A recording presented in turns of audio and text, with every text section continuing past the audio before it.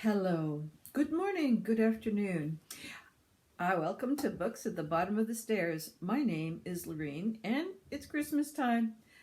Oh, look, there we go. There's the whole pretty little mug. I am about to start my much anticipated third volume of the Nevermore series. Morgan Crow and her friends have survived their first year as students. Now she faces an exciting challenge to master the mysterious, wretched arts and control the power that threatens to consume her. But a strange and frightening illness has taken hold of Nevermore, turning infected Wunimals into mindless, vicious animals. As victims of the Hollowpox multiply, panic spreads, and with the city she loves in a state of fear, Morgan realizes it's up to her to find a cure for the Hollowpox, even if it will put her and everyone in Nevermore in more danger than she had ever imagined. Dun dun dun! I have been looking forward to this for so long. I can't tell you. So that's what I'm about to do for the 20s and over Christmas. And I'm just going to sit back and read. Now, what I have for you is something slightly different. I am an artist in my other lives, and recently a friend of mine and myself mounted an exhibition of artists. So I'm going to give you an abbreviated view of the gallery and the art that's included. And I think that I don't know if I'm going to do something between Christmas and New Year's, but if I do, it'll be a present for all of us. So I hope you have a good holiday, and I might see you in a week. I might not. No promises. Take care, and I hope all your reading dreams and adventures continue to come true. Bye-bye for now. All right. This is our opening reception night, and I'm just going to take a little tour before everyone shows up. And you're looking at the artwork of Rebecca Humphries. She has done rug hooking.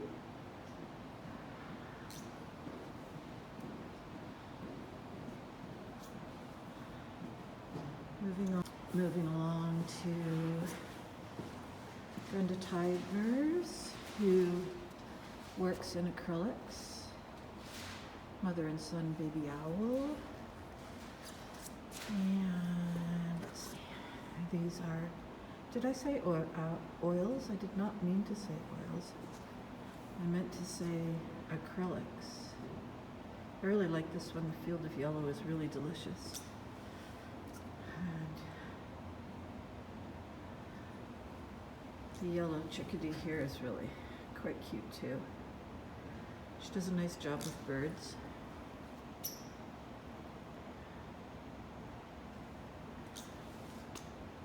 Oh, you know what? I have to tell you the truth. I've looked at this one a couple times, and this is the first time I see the chickadee.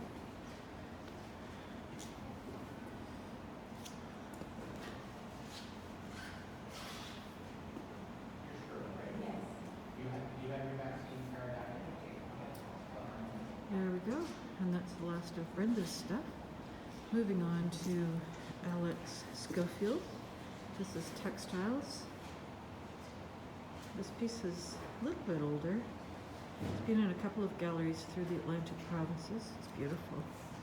She's got some really beautiful details. And I believe these are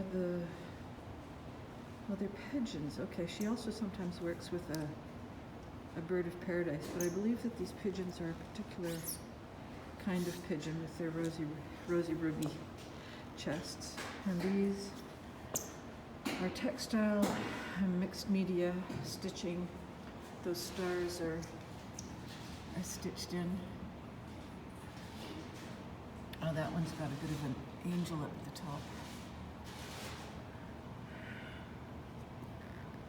Yes. These ones read quite nicely from a distance, but you really have to get up closer to see the details. The stitching details, collage, ink.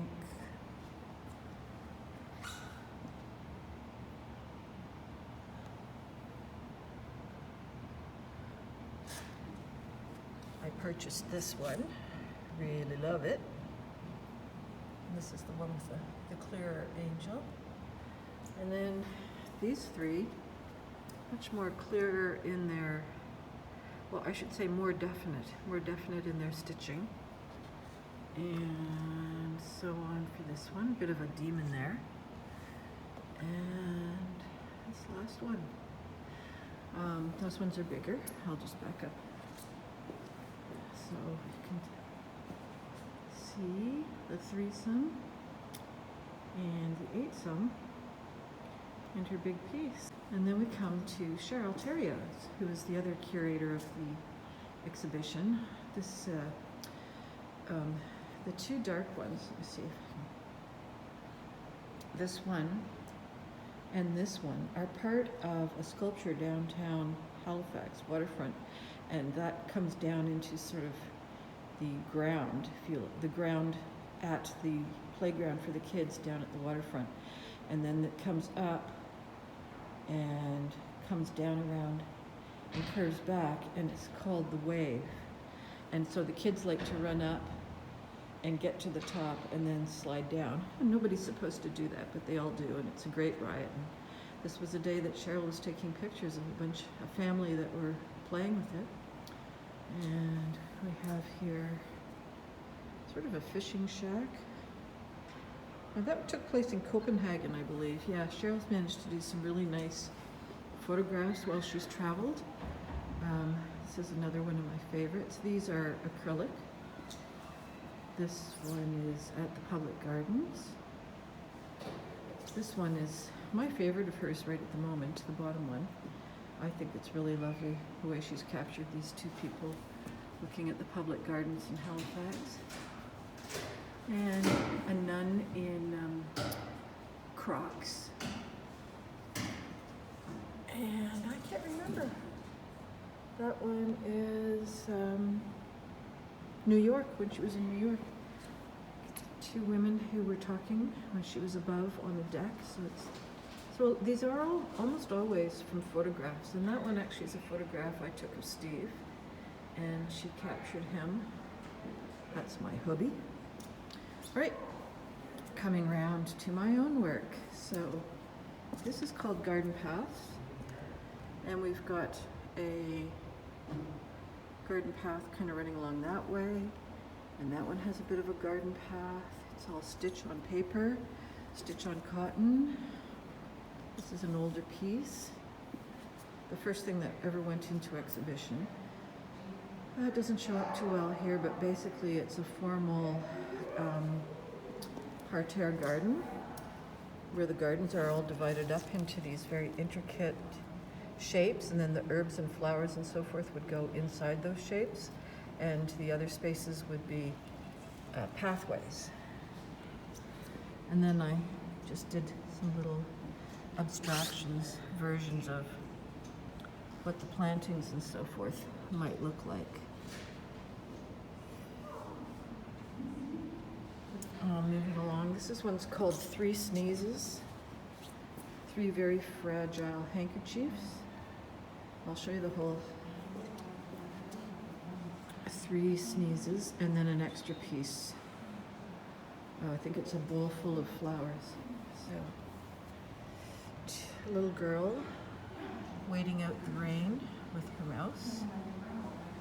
And this is a little pathway up to a house. And these are some creatures. This one, can't really do that. You can see the bowl of abstracted flowers here. And then this one is having a drink in the Public Gardens. And the snake, well, I was grumpy when the snake showed up, but my girlfriend suggested that it was actually some sort of feminist statement. And it's hanging in an old picture frame. Long, and we get to really a wonderful display. I'm quite happy with these. These are by Sam Marchado. I've said her name wrong now. I have to go read it properly. The shadows here are really disappointing. Very unhappy with the lighting in this gallery. These are all watercolors of industrial sites in Halifax. Architecture, that's her background, is architecture. This is just a beautiful boat. As you can see, it's not well lit because the upper left corner is overexposed and too much shadow at the bottom right. Really unfortunate. But we were not allowed to touch the lights. So that is the port, I forget what, container port. And this is her little notebook, her little sketchbook that allows, she goes out and sketches on site, and then brings the notebooks home and works from those. So the sketchbooks are not for sale. So they're quite a collection of really wonderful pieces. So the other thing that we all did was each artist was invited to make a chair that was an interpretation of their current spot in their artistic journey, or reflected the work that they were concentrating on. So this is Alex's piece, and it's about memory and icons, and she did quite a lot of work in the past that was about hearts. So those are the chambers, or the anatomical interpretation of a heart in stitch. Cheryl is sort of reflecting upon her place in the world, which was predominantly as the mainstay at home, looking after husband and children and doing an excellent, and their business as well, looking after things. And so these are a collection of several years worth of lists that she used to keep everybody organized.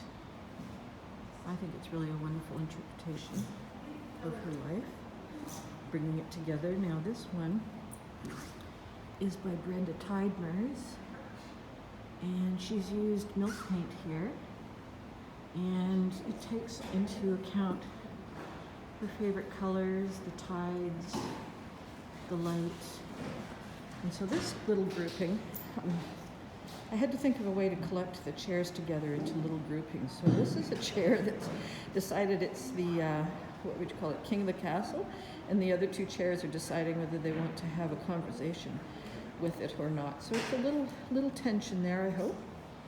Now these two chairs, the one on the right is by Rebecca Humphries, and it is an old chair, as you can see, and she has used the wool from her rug hooking to do some stitching in the cane and to make these lovely weavings.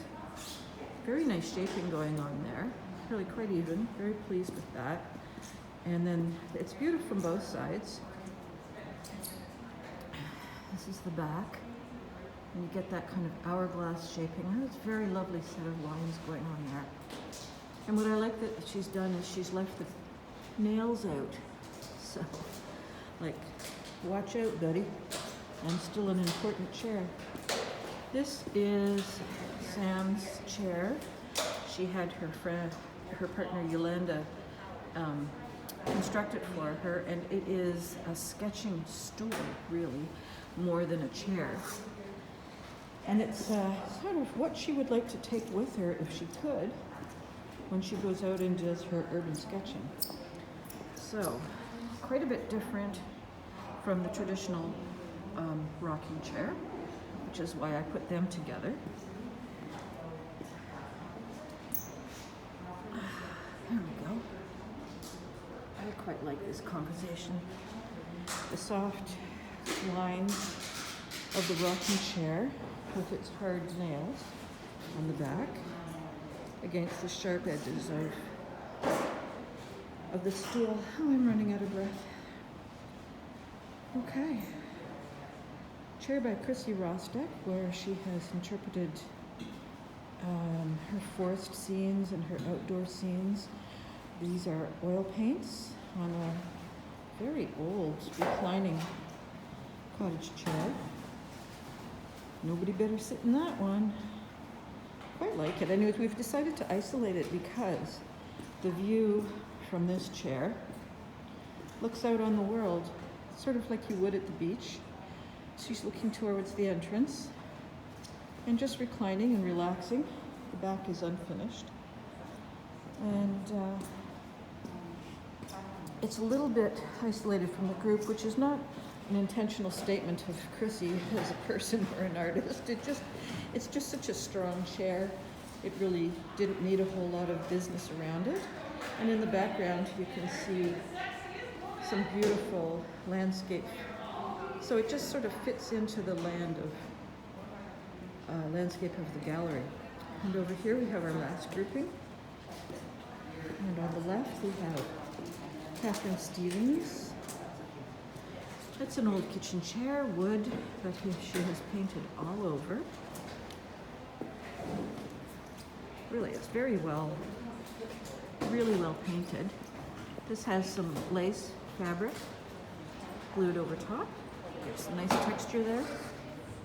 And it's an interpretation of a garden. And I can hear the guests coming. So there we go, that's the top. And then this is ending with my piece, which is called Ouch. And it doesn't show up terrifically well, but we have embroidery along the bottom of the skirt. And then we have nails, copper wire, and an unpainted chair. For it was painted so long ago, the chair. So, that's kind of the whole gallery and the beginning of our guests arriving. Ta-ta for now.